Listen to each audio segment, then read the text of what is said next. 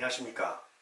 오늘은 그 양심적 병력 거부에 대해서 헌법 불합치 결정이 났는데요.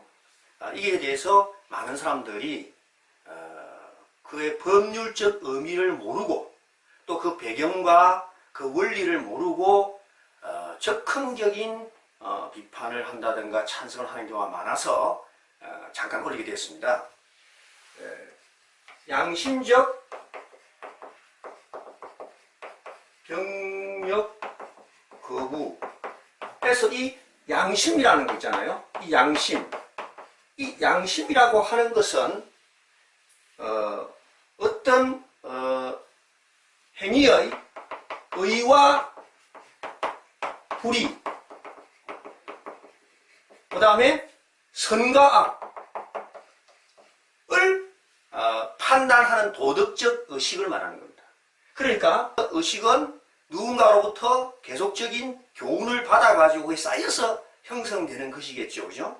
그런데 이 의와 불의, 선과 악, 이거에 대해서 판단하는 도덕적 의식이니까, 예를 들어서 성경 그 잠언을 보면은 가장 의와 선한 선인은 어떻고 악인은 어떻고, 어려운 사람은 어떻고 불의자는 어떻고, 이런 말이 많이 나오잖아요. 그거는 바로 하나님의 그 마음, 하나님의 양심을 설명한 거다, 이렇게 생각을 하면 되겠습니다. 그러니까 양심의 무슨 뜻이라는 걸 알려주기 위해서 그런 얘기를 한 거예요. 그런데 이거는 하루아침에 그런 판결이 나온 것이 아니고 계속해서 양심적 병력 거부가 이것이 허용되어야 된다 하는 쪽의 그 논의가 많이 되어 왔습니다. 2012년 그 인권위원회에서 판결, 2012년 진정 0166-200 이 판결에서는 진정인이 내가 XXX 공단을 갖다가 입사를 했어요. 학교까지 다 했어요. 그리고 진정인은 거기에서 그 병력 필이라고 체크를 했어요. 근데 그 사람이 그 병력 거부를 하고 징역 1년 6개월을 갔다 온 사람이었어요. 그러는데 그 사람이 합격이 됐습니다. 시험을 잘 쳐서 그랬는지. 그런데 그 사람이 바로 전화를 했어요. 내가 사실 병력 거부 때문에 1년 6개월의 징역을 갔다 오고 그로부터 한 10년이 지나서 내가 지금 합격한 것인데 내가 합격을 인정되는 거 맞지요? 그러니까 XXX 공단은 우리 회사 규정에 병력 기피자는 들어올 수가 없다. 그래서 다시 불합격 처분을 한 것입니다. 그래서 이분이 그 국가인권위원회에 진정을 했는데, 국가인권위에서는 하는 얘기가 그 병력 기피자라 그래서 똑같은 병력 기피자가 아니고 이 사람은 양심적 거부에 의해서 병력 기피자로 되었기 때문에 이 사람에 대해서 입사를 거부하는 것은 그 양심적인 행위를 침해하고 부당한 차별을 하는 것이다. 이런 아주 진전된 판결을 해버렸어요. 그것뿐만 아니라 그러한 논의가 학계에서 많이 되고 있었는데 2000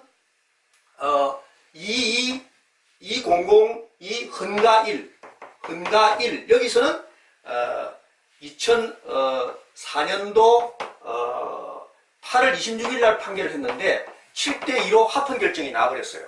그 다음에 2008 헌가 22 이거는 2011년 8월 30일 날 결정을 했는데 이것도 7대2로 합헌 결정을 해버렸습니다. 그런데 이번에 2011 헌가 379 결정, 이것이 2018년 6월 28일 날 있었는데요. 이때 6대3으로 헌법 불합치 판정을 났습니다. 헌법 불합치 판결이 났어요. 그러니까 그 내용을 잠깐 설명을 드릴게요. 여기서 모두 다 양심적 병력 거부자에 대해서 처벌하자는 것이 헌법이 위배되지 않는다, 이렇게 판단을 했는데, 여기서는 양심적 병력 거부자에 대해서 처벌하자는 게 병력법 88조거든요. 병력법 88조는 병력을 기피한 자에 대해서 유효를 부문하고 처벌해야 된다는 것인데, 그것은 합헌이라고 나왔어요. 그런데 병력법 제 5조가 있습니다. 병력법 제 5조. 병력법 제 5조가 있는데 그 5조에 병력법 제 5조에 병력의 종류가 있어요. 병력의 종류. 자, 저는 얘기할게요. 병력법 88조는 병력을 기피한 사람을 처벌하자는 것인데 병력법 5조는 병력의 종류가 있는데 이 병력의 종류에 양식적 병력 거부자에 대해서 대체복무라는 선택지를 주어지지 아니한 이것이 헌법 불합치다. 그래서 이것이 2019년 12월 31일까지 개정하지 않으면 2020년 1월 1일부터 이것은 법률이 적용되지 않아야 된다. 이렇게 판결을 한 것입니다. 자, 다시 설명드릴게요. 이 병력법 88조는 처벌하자는데 처벌이 잘못된 것이 아니다. 그거는 위헌이 아니다. 그건 합헌이다. 그러나 병력법 5조의 양심적 병력 거부자가 자기가 다른 데 병력을 할 수 있는 이 선택지가 없다는 게 이게 헌법 불합치다. 이렇게 판결을 했습니다. 그래서 말이 헌법 불합치이지 사실상 위헌 판결을 한 것이죠. 왜 그러냐면 모든 이 형법에서 처벌을 받은 자는 이 조항을 근거로 해서 소급해서 모두 다 무죄 판결이 지금 나오고 있습니다. 계속해서 무죄 판결. 군대 안 가고 무죄 판결이 나오고 있어요. 이거는 분명히 이거는 합헌이라고 결정을 했고 이것이 지금 선택지가 없다는 것이 헌법 위헌이 아니고 헌법 불합치로 판결이 된 것이지만 이것을 근거로 해서 지금 모든 법원의 판결이 무죄로 지금 나오고 있습니다. 그것은 대법원의 판례에 따라서 헌법 불합치로 났다 할지라도 그 헌법 불합치한 법률을 근거로 해서 형사적 처벌을 받는 것은 무죄로 타당하다는 대법원 판례가 있습니다. 그 판례에 따라서 그렇게 났다. 그렇게 보시면 되겠습니다. 그러면 그 의미에 대해서 한번 생각해 봅시다. 자, 우리나라 헌법 제39조는 병력의 의무를 규정하고 있습니다. 이 병력 의무는 아주 남성들에게 과도한 짐을 부과하는 것입니다. 왜냐하면 가장 인생의 황금기에 군대에 가서 자기가 국가를 위해서 의무를 종사해야 되니까 뭐 예를 들어서 축구하는 사람은 축구를 중간에 관둬야 되고 연예인은 연예를 관둬야 되고 공부하는 사람은 공부를 관두는 그 하나의 그 공백기가 형성이 되는 것이죠. 굉장히 남성들에게 불리한 조건이면 틀림없습니다. 그러나 나라를 지키기 위해서는 이러한 일을 해야 되고 이 병력 의무를 어떻게 합리적으로 모든 사람에게 분배하느냐 이것이 정치와 입법이 해야 될 일인데 그러한 문제 때문에 이 양심적 병력 거부는 애당초부터 위헌이다 하는 것이 결정이 나지 않았는데 이번에 이렇게 다소 진전된 판결이 나온 것은 자 우리나라 헌법에 양심의 자유가 있어요. 양심의 자유. 양심의 자유가 있는데 이 양심은 내가 가지고 있는 선과 옳고 그름에 대한 판단이 나는 마음껏 향유할 수 있는 것이다.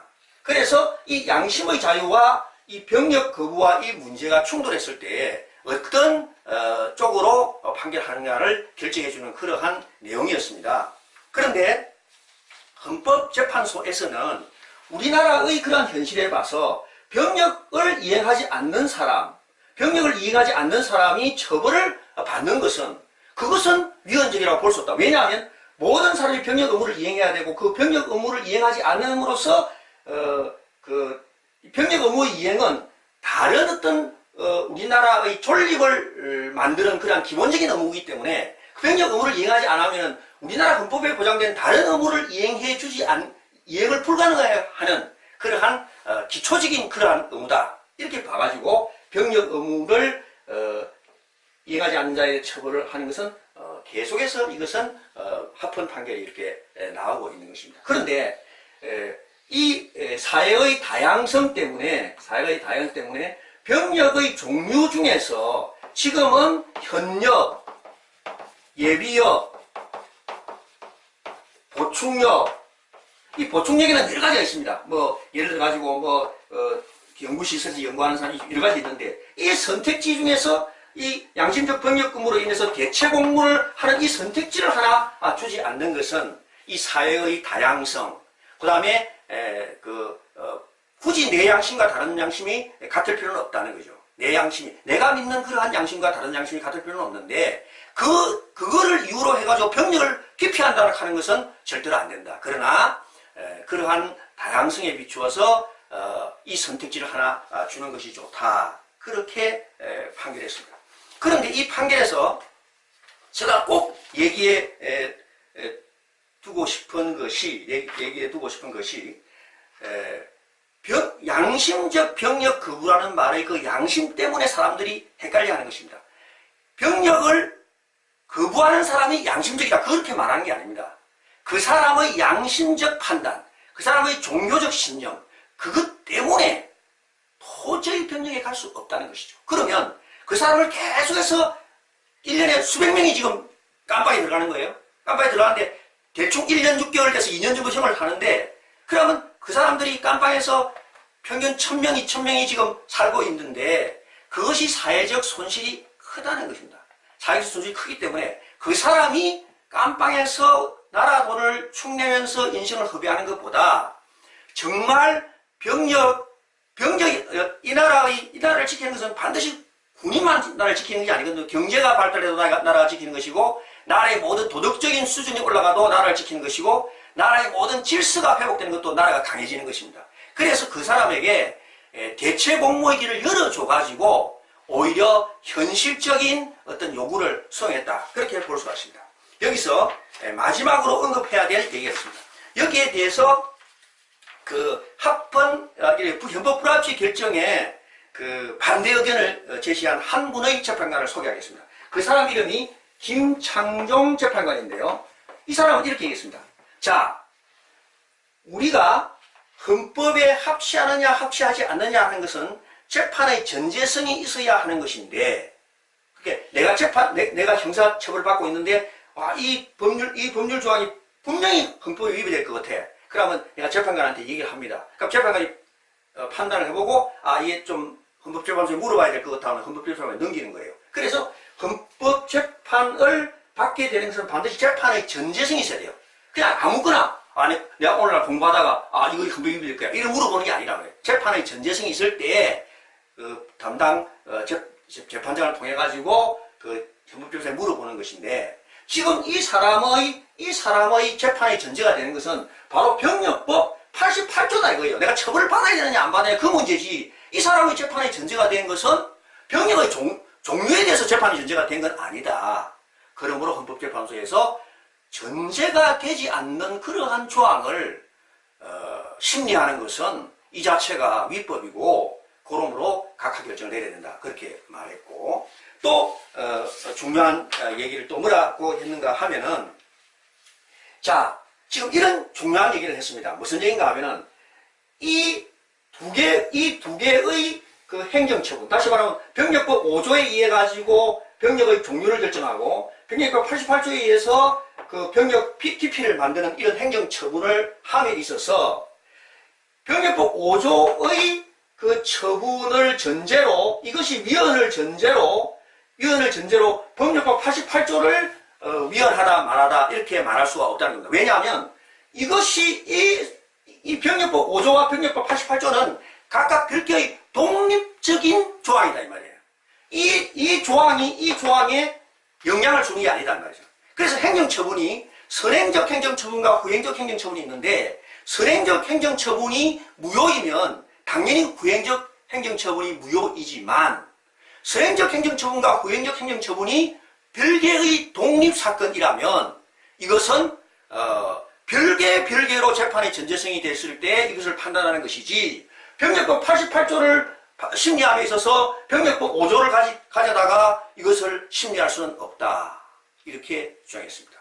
그러므로 모든 논리적 근거에 있어서는 이 김창종 헌법재판관의 논리가 뛰어나지만, 대다수의 6명의 헌법재판관들은 현실의 그러한 다양성 이것을 수용한 판결을 내렸다. 그렇게 볼 수가 있습니다. 의외로 이렇게 진보적인 판결이 도리어 실용성에 가까운 판결이 있을 수가 있습니다.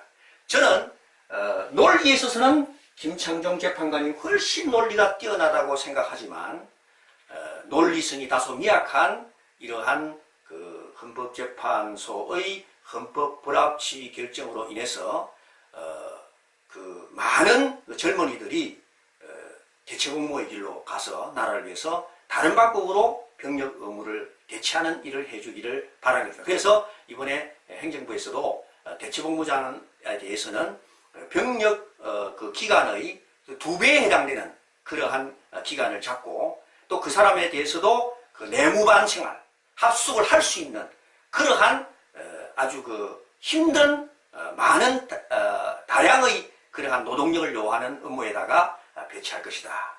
그런 신문 보도가 나왔습니다. 적절한 조치라고 생각하고 지금 모든 지금 그 법원에서 무죄 판결이 계속 나오기 때문에 빨리 대체복무제를 만들어서 그것이 국회를 통과해가지고 다시 그 사람에게 병력 통지를 보내고 일정 기간이 지나면 무효가 되잖아요. 그러니까 통지를 보내고 그 사람이 대체복무라도 해서 병력 기피라는 이러한 사회의 그런 시선에서부터도 벗어나고 그 사람의 양심에서부터 양심의 자유로 실현하는 양수 모두 다 좋은 그러한 날이 빨리 오기를 바라는 것입니다. 감사합니다.